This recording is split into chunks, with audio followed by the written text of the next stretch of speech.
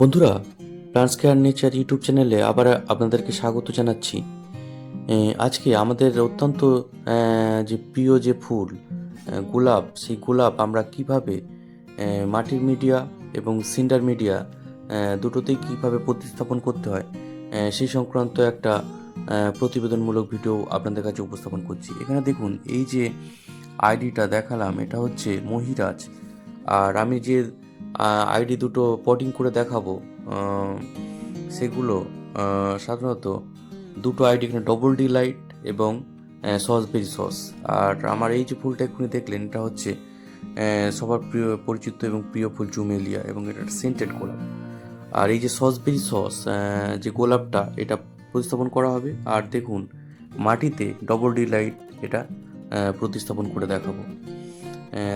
তো বন্ধুরা, চলুন যে কিভাবে আমরা মাটিতে এবং সিনার মিডিয়া কীভাবে প্রতিস্থাপন করে দেখি। প্রথমে এই যে প্লাস্টিকের যে গ্রো ব্যাগটা আছে, এটাকে ভালো করে এরকম কেটে নিতে হবে। অনেকে কি করেন যে এটাকে জোর করে টেনে বার করে চেষ্টা করে, কিন্তু এটা না করে গ্রো ব্যাগটাকে কিন্তু এরকমভাবে ভালো করে কেটে দিতে হবে। এবং মাটির যে রুট বলটা আছে, সেই রুট বলটাকে অক্ষত রাখতে হবে মাটির মিডিয়াতে, যখন আমরা গাছটাকে প্রতিস্থাপন করব সেই সময়। এবং দেখুন, এই যে রুট বলটা সুন্দরভাবে কিন্তু আমি এখানে বার করে নিলাম গ্রো ব্যাগটাকে কেটে। তো আর একটা যেটা সসবেরি সস, যে রেড কালার বা লাল রঙের যে ফুলটা, সেটাও গ্রো ব্যাগটাকে দেখুন এইরকম সুন্দরভাবে কিন্তু কেটে নিতে হবে। কোনো মতে কিন্তু টেনে বার করার চেষ্টা করলে হবে না। দেখুন, এইভাবে কেটে নিয়ে এটা বার করতে হবে। যদিও সিন্ডার মিডিয়াতে কিন্তু সমস্ত বেয়ার রুট করতে হয়, মাটিটাকে কিন্তু শিকড় থেকে সমস্ত বার করে দিতে হয়, তবুও কিন্তু আমরা টেনে বার করবো না। তাহলে কিন্তু যে সাদা যে আমাদের যে রুটগুলো আছে, সেই রুটগুলো কিন্তু নষ্ট হয়ে যেতে পারে। তো সেদিকে খেয়াল রেখে আস্তে আস্তে ধীরে ধীরে এটাকে বার করে নিতে হবে। এবং চলুন আমরা এই যে মাটিটাকে প্রথমে কিভাবে পরিষ্কার করতে হয় সেটা কিন্তু করতে হবে। তো সিন্টার মিডিয়াতে পোটিং করতে গেলে অবশ্যই কিন্তু মাটিটাকে কিন্তু পরিষ্কার করে নিতে হবে। দেখুন বন্ধুরা, এই যে ট্যাপ আর এই ট্যাপের তলাতে গাছটাতে ধরে আস্তে আস্তে মাটিটাকে কিন্তু বার করার চেষ্টা করলে কিন্তু রুটটা নষ্ট হয়ে যেতে পারে। তো আমরা কিছুক্ষণ এইরকম বালতির মধ্যে গাছটাকে কিন্তু ডুবে রেখে দেবো 15 থেকে 20 মিনিট, যতক্ষণ না মাটির যে রুট বলটা নরম হয়ে যায়। নরম হওয়ার পরে তারপরে ধীরে ধীরে ধীরে ধীরে আমরা দেখুন এই মাটিটাকে আস্তে আস্তে আস্তে আস্তে কিন্তু আস্তে আস্তে শিকড় থেকে এটা বার করে দিতে হবে। দেখুন, ভালো করে এইভাবে কিন্তু বার করে দিতে হবে। জলে একটু এরকম করে ভালো করে একটু মেরে নিলে আস্তে আস্তে কিন্তু জল সমস্ত মাটিগুলো কিন্তু বার হয়ে যাচ্ছে। আর সব মাটিগুলোকেই কিন্তু সুন্দরভাবে এরকমভাবে বার করে দিতে হবে। এবং এই যে সাদা যে রুটগুলো দেখুন, যে গাছে যত এরকম সাদা রুট থাকবে, সেই গাছ তত কিন্তু হেলদি গাছ অবশ্যই। আর এই সাদা রুটেই সাধারণত গাছের যে বৃদ্ধি সেটা কিন্তু নির্ভর করে। রুট কালো হয়ে গেলে সে গাছের কিন্তু রুট বা তার ডেভেলপ কিন্তু ভালো হবে না। আর সিন্ডার মিডিয়ার ক্ষেত্রে অবশ্যই ভালো রুট দরকার। দুটো গাছ রেডি করা হলো, একটা মাটিতে ডবল ডি লাইট, আর আমি সিন্ডারে সসবেরি সস যে গাছটা, সেটা কিন্তু পটিং করব। তো চলুন বন্ধুরা, প্রথমে সসবেরি সস যেটা আমি সিন্ডার মিডিয়াতে পটিং করব, সেটা আগে প্রথমে রেডি করা হোক। এর জন্য একটা এরকম টব নিয়ে নেওয়া হয়েছে, এবং টবটা অবশ্যই আগে থেকে ভালো করে কিন্তু পরিষ্কার করে রাখতে হবে। আর এরকম একটা টব ভাঙা বা যে খোলামকুচি, সেটা কিন্তু নিচের ড্রেনেজ হলে দিয়ে দেওয়া হলো। তারপরে আস্তে আস্তে আমি সিন্ডার দিয়ে এটাকে কিছুটা কিন্তু ফিল আপ করে দেবো। দেখুন, ভালো করে এইভাবে সিন্ডার দিয়ে টবটাকে কিন্তু ভালো করে কিছুটা নিচের পোর্শনে ফিল আপ করে দিতে হবে। আর সিন্ডার সাধারণত পটিং করার ক্ষেত্রে 2 to 8 mm বা 4 to 8 mm এইরকম জাতীয় কিন্তু সিন্ডার নিতে হবে। আর যদি আপনারা কামারশালা যে সিন্ডার ব্যবহার করেন, তো তাতে কিন্তু একটু ভার্মি কম্পোস্ট দিতে হবে, যেহেতু তার সাইজটা একটু বড় হয়। তো সেই সিন্ডারে কিন্তু গোলাপ কিন্তু অবশ্যই করা যেতে পারে। তো এইগুলো খেয়াল রাখতে হবে। দেখুন, গাছের রুটটা গাছের চারিদিকে আস্তে আস্তে কিন্তু সিন্ডারগুলো কিন্তু আমি এভাবে দিয়ে দিচ্ছি। এভাবে দিয়ে দিয়ে গাছটাকে ফিল আপ করে দিতে হবে।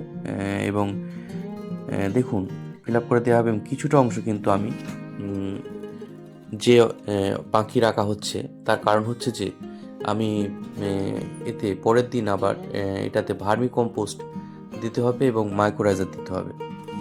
আর অনেকে আছে যে যখন গাছ প্রতিস্থাপন করেন তো তখন কিন্তু এই যে বেয়ার রুট করার পর যে শিকড়টা মাটি থেকে ছাড়ানোর পর ফাঙ্গিসাইড মিশ্রিত জলে কিন্তু ডুবিয়ে রেখে দেয়।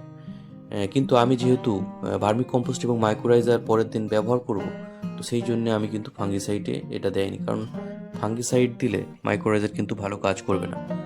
তো সেটা খেয়াল করতে হবে। আর এই যে পাতাগুলো সব কিন্তু কেটে দিতে হবে, কোনো পাতাই কিন্তু রাখা যাবে না। দেখুন ভালো করে এইভাবে সব কেটে দিতে হবে, এমনকি কোনো ফুল এবং কুঁড়িও কিন্তু রাখা যাবে না। এই দেখুন ফুলটাও কিন্তু এইভাবে কেটে দিতে হবে, দেখুন ভালো করে।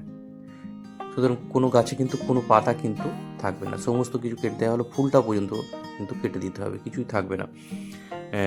এবং 10 দিন পরে বা 7 থেকে 10 দিন পরে যখন এর থেকে আবার ছোট ছোট পাতা বার হতে শুরু করবে, তখন আস্তে আস্তে কিন্তু আমরা এতে যে খাবার সেটা কিন্তু আস্তে আস্তে প্রয়োগ করবো এবং এর রুট ডেভেলপমেন্টের যে প্রক্রিয়া সেটা কিন্তু শুরু করব। আর এই কদিন কেবলমাত্র আমরা শুধু এটাতে জল দেব। তো বন্ধুরা, এর পরের দিন সাধারণত ভার্মি কম্পোস্ট এবং মাইক্রোরাইজার দিয়ে দেবো এবং আজকে ভালো করে জল দিয়ে এর ড্রেনেজ দিয়ে জলটাকে বার করে দেবো, যে ধুলো ময়লাগুলো আছে বার হয়ে যাবে। এবং আগামীকাল আমি এই রুটের নিচে ভার্মি কম্পোস্ট এবং মাইক্রোরাইজার দেবো। তো বন্ধুরা, মাটির এই যে গাছটাকে সেটাতে এবার প্রতিস্থাপন করতে হবে। তো তার জন্য এরকম একটা টব নিয়ে এরকম ড্রেনেজ হোলটাতে খোলামকুচি বা টব ভাঙা দিয়ে দেওয়া হলো। তারপরে মাটি দিয়ে এটা ফিল আপ করা হচ্ছে, দেখুন ভালো করে মাটি দিয়ে এইভাবে ফিল আপ করতে হবে। ফিল আপ করে নিয়ে যে গাছের যে লেভেলটা সেটা দেখে নিতে হবে এবং নিয়ে তারপরে কিন্তু গাছটাকে বসিয়ে দিতে হবে।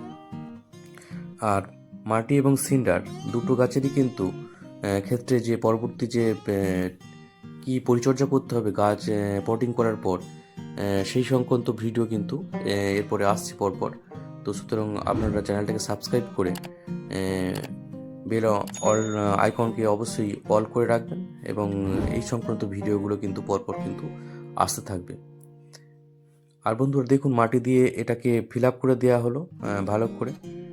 আর মাটি এবং সিন্ডার মিডিয়াতে কী কী সার প্রয়োগ করতে হয় সে সংক্রান্ত তথ্যগুলো কিন্তু পরবর্তীতে আসছে।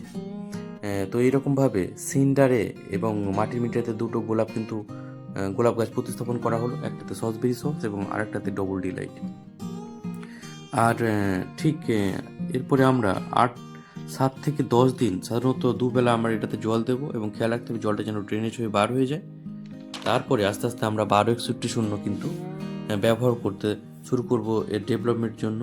1 গ্রাম সাধারণত 1 লিটার জলে এই রেশিওতে এটা করা হবে।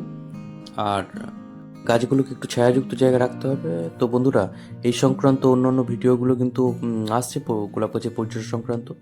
তো ভিডিওটা ভালো লাগলে অবশ্যই চ্যানেলটাকে সাবস্ক্রাইব করবেন এবং শেয়ার করবেন এবং একটা লাইক অবশ্যই করবেন যদি ভালো লাগে।